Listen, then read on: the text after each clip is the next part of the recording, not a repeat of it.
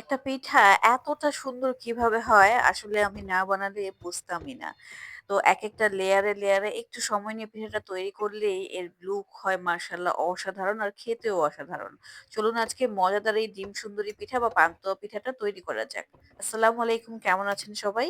তো পিঠা তৈরির জন্য ১ম এ একটি বাটিতে আমি ২ টা ডিম নিয়ে নিয়েছি ১ কাপ পরিমাণ চিনি, নিয়ে নিয়েছি ১ কাপ পরিমাণ আটা অথবা ময়দা যে কোনোটা নিতে পারেন।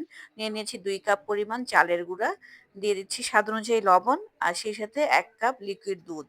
এখন এটা খুব ভালোভাবে আমি মিলিয়ে নিচ্ছি। প্রয়োজন অনুযায়ী আমি পানিটা আবার এড করে দিয়েছি। তো পাতলাটা আমি কিরকম রেখেছি নিশ্চয়ই দেখছেন।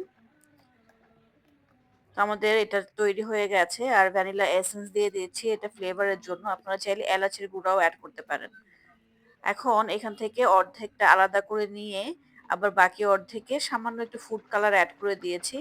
তো পিঠাটা লেয়ারিং এ হবে। আর এই পিঠাটা যারা খেয়েছেন তারা জানেন এটা কিরকম।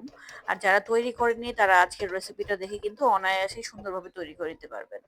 তো ফ্রাইং প্যানে সামান্য একটু ঘি দিয়ে আমি গরম করে নিচ্ছি আর এদিকে একটা ডিম নিয়ে নিচ্ছি। তো আমি আজকে মূলত যেটা বড় পিঠা ওটা ২ টা তৈরি করব। এর জন্য ১ম এ একটা ডিম আমি ভেজে নিচ্ছি। এটা অনেকটা পোচও হবে না আবার অনেকটা পোচের মতো হবে।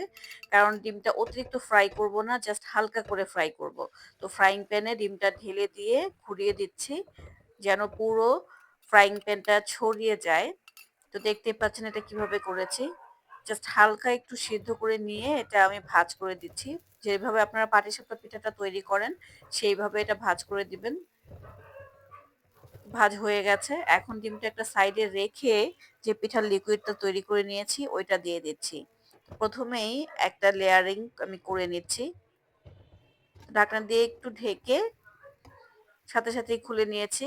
বেশি সময় ধরে কিন্তু সিদ্ধ করার কোনই প্রয়োজন নেই। আর আবারও ২য় লেয়ারে সাদা কালারটা দিয়ে দিয়েছি। দিয়ে আবারও এটা ভাঁজ করে নিচ্ছি।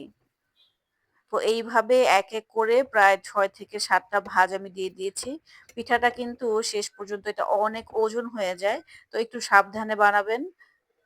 আর বারবার ঘি দিয়ে এভাবে ব্রাশ করে নেবেন। এতে করে ফ্রাইং প্যানে লেগে আসবে না। তো এক করে আমি কয়েকটা লেয়ার কিন্তু অলরেডি দিয়ে দিয়েছি। আশা করছি আপনারা বুঝতে পারছেন যে পিঠাটা আমি কিভাবে তৈরি করেছি। তো একটা পিঠা আমাদের তৈরি হয়ে গেছে। এখানে প্রায় ৬ থেকে ৭ টা লেয়ার করা হয়ে গেছে অলরেডি। এটা নামিয়ে নিচ্ছি আর আরেকটা পিঠা একইভাবে বানিয়ে নিচ্ছি। দেখতেই পাচ্ছেন বানানো হয়ে গেছে আমাদের মজাদার পান্তুয়া পিঠা বা ডিম সুন্দরী পিঠা। এখন আসল সৌন্দর্য দেখার পালা। এখন আমি এটা কাটিং করে নিচ্ছি একটা ব্রেড নাইফের সাহায্যে। তো সাইডের বাড়তি অংশটা আমি কেটে আলাদা সাইডে রেখে দিচ্ছি। ওইটাও খাওয়া যাবে, সমস্যা নেই।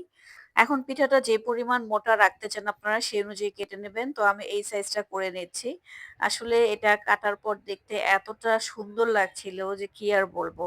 আপনারা কিন্তু বাসায় অবশ্যই তৈরি করবেন আর একটা কমেন্টস করে কমেন্টস এর ছবিটা অবশ্যই শেয়ার করবেন। তো এটা আসলে এভাবে কাটার পর এতটা সুন্দর লাগছিল এটা কিন্তু খেতেও ইচ্ছা করছিল না আমার কাছে। মাঝখানে ডিম দেওয়ার কারণে লুকটা আরো সুন্দর এসেছে।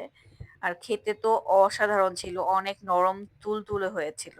আপনারা রেসিপিটা ফলো করে যদি তৈরি করেন তাহলে পারফেক্ট একটা রেজাল্ট পাবেন আশা রাখছি।